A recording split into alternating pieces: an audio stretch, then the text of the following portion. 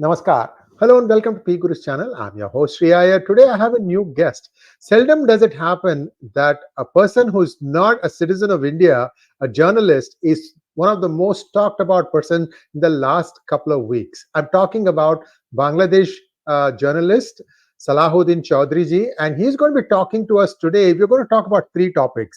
I request all of you to first like this video and stay till the end, because we're going to be building on some of the articles that have come out. I'm going to ask him a few questions because you know that in PGurus we have done a lot of work on all these things.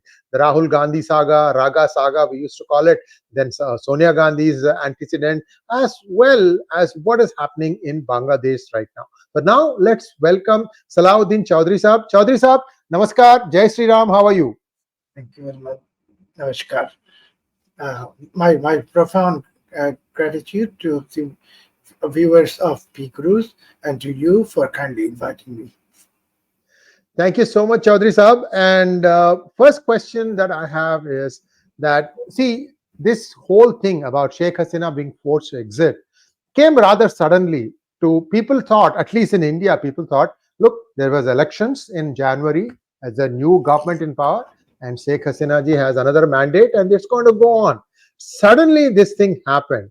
And now when you start looking at backtracking and looking at all the data, a nexus has emerged that it was the ISI that turned on some of its assets, whether it is Jamaat or in BNP. There were some meetings here and there. All these things now are coming out.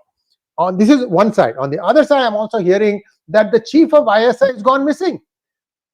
And Nadi Manjum is a missing person. We don't know where he is. So a lot of things are also happening in Pakistan too. But be that as it may, kind of tell us in about 10 minutes, what do you think happened and what led up to it now, and how you foresee this going forward? Thank you very much. Shall I speak in English or Hindi? In English is fine. We'll have you back for Hindi on another day. Don't worry. So first of all, you see what happened in Bangladesh on the 5th of August. It is actually did not surprise me, because for the last 3 years, I have been writing in my newspaper and other places that there is a deep-rooted conspiracy by the American deep state to turn Bangladesh into a neo-Taliban state. And actually, what has happened, you see, a few weeks later after this 7th January election, Sheikh Hasina, former Prime Minister, also told during a press conference that a white man met her, demanded the St. Martin Island in Bangladesh, and also he wanted this to establish a naval base in this country. And also at the same time, that white man, she did not clarify what was the nationality of that white man. That white man also warned her that there might be a Christian state taking part of Bangladesh, India, and Myanmar if Sheikh Hasina did not comply with what they wanted. That is, we have officially from her. It's already available everywhere. But this was not the main. Actually, America has been demanding this San Martin for decades.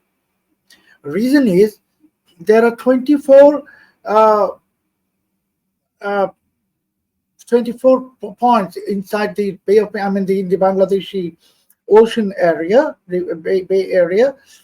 There are 24 mining sites, energy mining sites already identified. And CIA published a report almost 2.5 decades ago. And in that report, it said because Bangladesh is lying at the lower level of the Arab countries, so technically Bangladesh is floating on oil. And these Western countries, American deep state and also others, they're looking for somehow getting absolute grip on those oil mines, so that they can have a huge revenue from the petroleum. This is first reason. Second reason is, that there are coal mine already explode in 𝗣𝗽𝗼𝗄𝗃 in Bangladesh, And coal mine, what all of us know, that beneath the coal there is gold, and there is the gas, and there is again petroleum. So meaning Bangladesh is a very resourceful country. This is, I'm talking about the economic perspective. Now politically, American deep state, they want to destabilize the entire region. We have already seen what has happened in Sri Lanka, in Maldives, and Pakistan has never been a stable country because that is already destabilized. And now the next game, the phase of the game is in Bangladesh. But the ultimate goal is India, because India is emerging into a global power, and United States and American deep state, they don't want it to happen. They want their own exclusive dominance over this part of the world. And they also know that China is also trying to penetrate into Bangladesh. So China is also America's rival. India is, America says India is their friend, but in reality, they consider India as their rival. So in this case, by destabilizing Bangladesh, the American deep state wants to create a fertile ground for nurturing terrorism, nurturing jihadism, and then exporting terrorism and jihadism within in India, and also Myanmar, because Myanmar is connected to China. So it's a big geopolitical game. It has just begun, and it will be much worse, much complicated than what is happening in Gaza or what is happening in Ukraine. So, Salahuddin ji, so it looks like they outsourced this whole thing to ISI, because I don't see any feet on the ground on part of the Americans in Bangladesh, and it's easy to find out, right? I mean, you can easily, they stand out like a sore thumb. Whereas if something is happening with the help of a neighbor, it's not that easy to detect. So in all this stuff, I'm seeing that what is going on here is Bangladesh is the biggest sufferer once all this happens and plays out. America has never had a good track record of going in and stabilizing anything. You take Iran, you take Afghanistan, and now Bangladesh. So also Iraq, and also Iraq, exactly, and Libya, also Libya. Correct, in Libya too. So see, if you look at India, right, it has sort of sorted out Maldives, 28 islands now it is going to use to create water.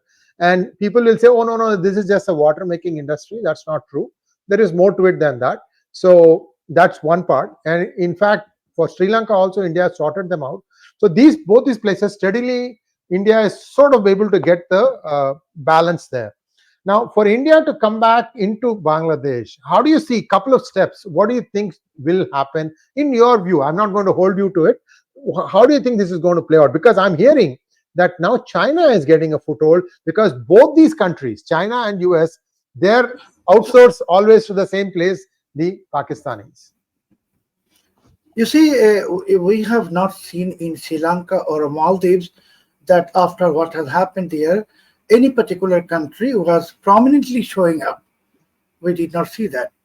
But in Bangladesh, if you kindly look into the local media, the Pakistani High Commissioner and the Pakistani diplomats, covert diplomats included, they are very frequently meeting all the top figures in this revolutionary regime, meaning Pakistanis are already giving a signal as if they have conquered the nation. This is number one. And number two, just a few hours ago, the US aid had a meeting with the chief advisor, and they already proposed that what can be done for strengthening democracy and economy. I mean, as if they are talking to a permanent government. All of us know that we expected that this revolutionary regime was just a temporary arrangement to hold an election and hand over power to a elected government. But now, yesterday, the chief advisor, he met some top editors of some newspapers, and those newspaper editors, they are ready to give him 2 years time at least for so-called plannings of him for implementing the plans of reforming the country, writing a new constitution, etc., etc., etc. So now, when Muhammad Yunus came to Bangladesh on 6th of August and took oath on 7th of August, it was well expected that at maximum within 6 months, he will be holding the election. And that made Jamaat Islami and BNP very much delighted that they are going to come to power in 6 months. Now, yesterday it was a clear signal that the election is not going to take place at least within the next 2 years, and I can already guarantee your viewers that these 2 years will continue indefinitely. So I'm seeing that whether Pakistan is celebrating, Americans are happy, whatever, but at the end of the day, you see, the BNP and Jamaat, those who are until now showing to be loyal to this government, and BNP, there are plenty of allegations against the BNP men of resuming extortion and various types of criminal activities. And this revolutionary regime has already warned yesterday that they are going to be very tough on extortionists and whoever commits any crime. But again, if you go to the Muhammad Yunus' very recent post address to the people, he said that he's against filing of cases en masse against people. He's against assaulting arrested people when they are being produced in the court. But after his address, it never stopped. The culture of filing cases en masse against him and them, a group of people, 100, 200, 500, assaulting the arrested people right in the court, including Justice of Bangladeshi Supreme Court, Appellate Division, former. So, I mean, no one is listening to him. It's a very chaotic government, I can say, or we can say it's a kind of the cocktail government without a head. No one knows who is actually running this country, because visually we can see Muhammad Yunus, but no one listening to him, number one. Number two, there is police forces have not yet resumed to their regular duties, because during this protest, a very large number of police were killed, burnt alive. So police has not resumed their duty. And even there was a recent protest by Ansar, I mean the kind of the secondary force for the law enforcement. So, I mean, you see, it's a very chaotic situation. So under this situation, there is no reason for Pakistani ISI or American deep state to feel delighted. But of course, as you said, that's exactly what America does. They create anarchy, push any country towards anarchy. That what they have done in Iraq, Libya, Afghanistan, and others, and they are now doing in Ukraine. And ultimately, they are going to leave Bangladesh, retreat from this country by leaving the country into absolute chaos, absolute anarchy. And of course, under such situation, no investor will feel delighted or inclined in investing in this country. Economy is very important because our foreign currency reserve is falling, inflation is increasing. So, I mean, I don't know where it's heading towards. So thank you so much for the update. And now let's take a look at events happening closer to home. Today, the Delhi High Court has affixed 26 September as the date for hearing Dr. Subramanian Swamy's PIL on the dual citizenship of Rahul Gandhi. Well, this is the first hearing. I mean, we know nothing is going to be, the order is not going to be issued on the first hearing. There will be time given to the other side to respond and blah, blah, blah. This happened. But Salahuddin ji, in your investigations, so I have established that he has 4 passports, 2 of India, which itself is illegal. Third one is of British passport. A fourth one is of Italian passport, because once he was born, at that time, I believe it is believed that Sonia Gandhi was an Italian citizen. Therefore, the children automatically get an Italian passport. This is my understanding of Italy's law.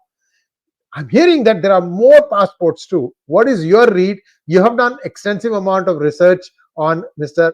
Rahul Gandhi. Thank you for mentioning the correct name. His name is Rahul Gandhi, not the other name.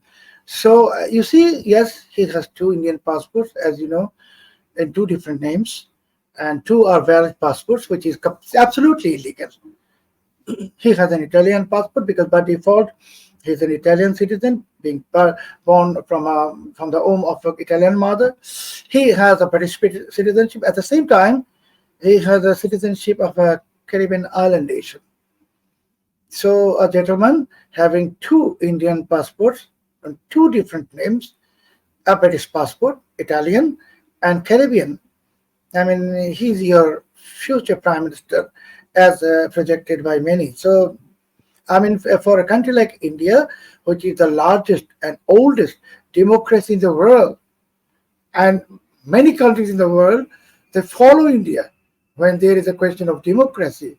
So, some person with that kind of the repute, with many passports, sitting at the top of the throne of democracy, I think democracy will be at risk. Very sad. And again, like I said, this is just the beginning, and things are beginning to turn. The screws are beginning to tighten. I have absolutely no doubt in this. And like I said, it's very easy for the Indian government to act on the fact that he has two Indian passports. Right there, there's a huge problem. So we'll see where this thing leads to. And thank you so much. And now let's take the bigger enchilada, which is, to me, I refer to her as Sonia Gandhi, but you have a different name. I've read some of the work that you published, not all of it, but most of it. One question that I do have is, you are saying that she is an ISI plant, but Dr. Swami, for example, has said that she's a KGB plant. How do you rule out one or the other? First of all, you see, you are Mr. Sree Iyer. So I have to address you with this actual name. If I am a law-abiding citizen and I am a journalist, so that person, whichever name you are referring to, that is not her real name. Her name is Antonia Albina Maino. And I don't know what Dr. Swami has said or his KGB theory, but I can only tell you that Antonia Maino, when she was born 2 years ago, her father, Stefano Maino, went to Russian jail, Soviet jail, for on serious charges of sedition, and he was given lifetime imprisonment 2 years before her birth. Inside the prison, he reached into a negotiation with the Soviet authorities and became a part of KGB. And 2 years after the birth of Antonia Maino, Mr. Stefano Maino was released from the prison. So if you say that the father was a KGB agent, yes, and by default his daughter becomes a KGB agent, no, because KGB agency is not a hereditary one. I mean, anyone, whoever is connected with any intelligence agency, is not necessary that his or her children will also inherit that identity. It is impossible, number one. Now, I have definitely checked. I would like to humbly tell your audience that from 1989 to 1997, 7 years, I have been the chief of TASS News Agency, Soviet to Russian, 89 to 96. So I have been the chief of TASS News Agency in this country, in Bangladesh, and the first and last non-Russian individual, non-Russian journalist to become the head of TASS. So naturally, I have some friends in Moscow, naturally, and I have some ways and means to know certain answer. If I want to, I can almost clearly say that until now, I don't know any connection of Antonia Maino with KGB other than her father's engagement with KGB. And about this ISI, now I have explained in very detail that Antonia Albina Maino went to the United Kingdom. In those days, you also know, during the Second World War and afterwards, the Italian young girls were going to UK in search of a job because of their poverty. And Antonia Maino, she hails from a very poor family. Her father was a Mason. So she went to UK and she worked in various places. Ultimately, she caught the attention of an individual named Salman Taseer.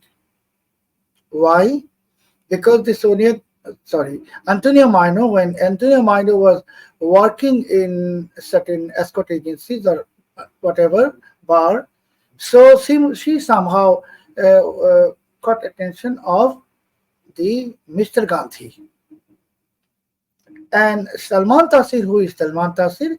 Salman Taseer is the school time classmate of Nawaz Sharif, Mia Nawaz Sharif.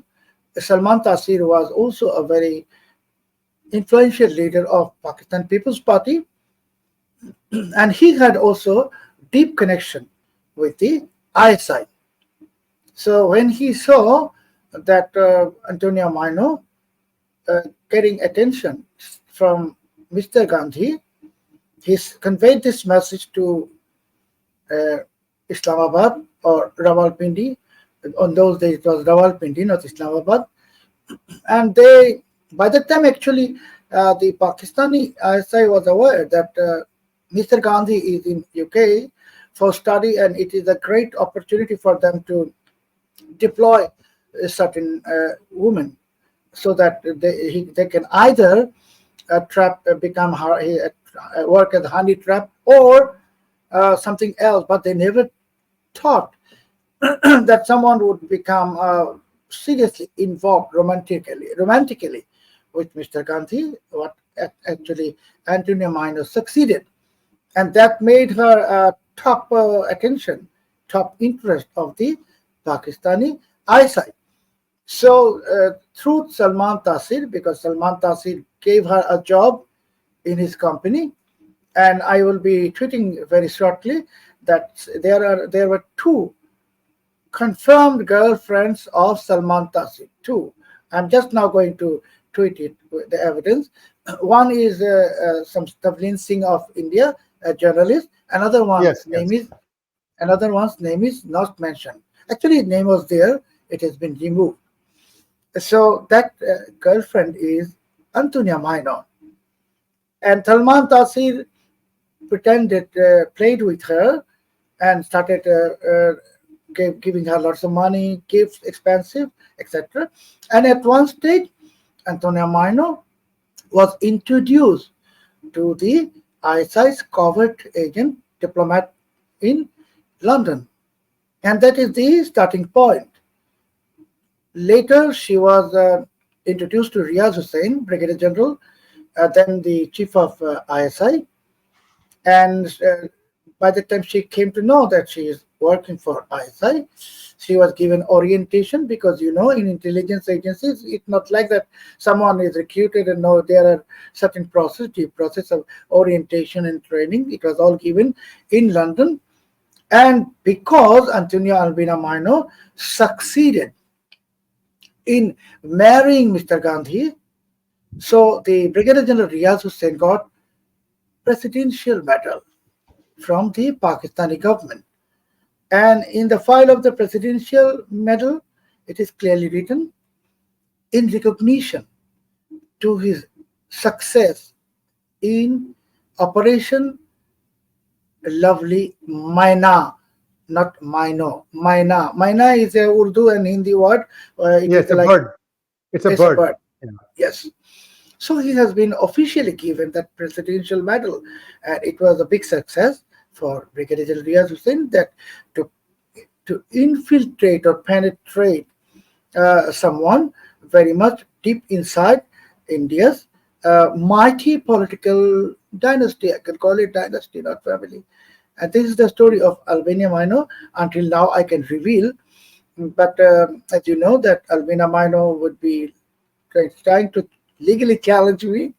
And as the legal challenges are there, so it's my job as a journalist, obligation to my readers, to everyone, to disclose what I have. And from tonight, I'm going to gradually start disclosing one after another. Thank you so much. And one small question before we wrap this up. See, when it was decided, that is when Rahul Gandhi, not Rahul, Rajiv Gandhi said that I am only going to marry this woman. What had happened was Indira Gandhi was not ready for that. It took a month for her to decide. And for that 1 month, Sonia Gandhi or Antonia Edwina Alvina, Maino, Alvina Edwige Man. Maino, Edwina Maino spent with the 𝗤𝙗𝙗 Bachchan family in Allahabad 1 month. So my question to you, this could be hypothetical. I'm just asking your opinion. Don't you think Indira Gandhi would have known that this girl is an ISI plant? Before answering to this question, I would like to humbly say that Mrs. Gandhi, she was also under certain compulsion. I don't know what was the compulsion. I have to uh, request everyone to look into that matter. And you know that she was very loving to her sons.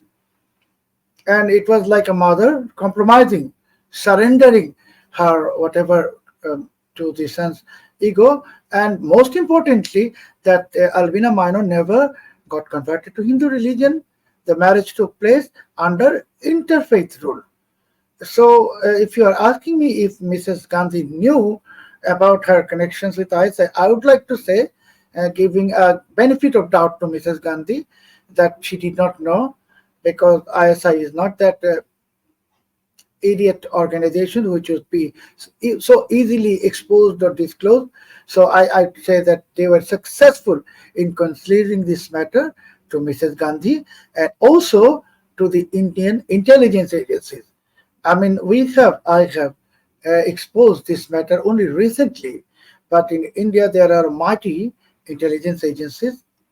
So I want to believe, and they did not know this thing. They did not utter this thing. They did not talk about this thing. So I'd like to say that this is a matter of grave concern. Yes, indeed. And viewers, this is just the tip of the iceberg. Salahuddin Choudhury Sahab is going to be releasing more articles, more disclosures, and so we will also be following it very closely. Sir Choudhury Sahab, thank you so much for taking time out to talk to us. And I'll invite you back for a Hindi conversation in just a week's time. I just want Yep. our viewers to get comfortable knowing you and listening to you. So this is something that is a very interesting conversation. It's beginning of probably a few conversations at least, and we'll see where things go. Thank you once again. Namaskar. My profound gratitude to PGurus and to you and to your viewers. Namaskar.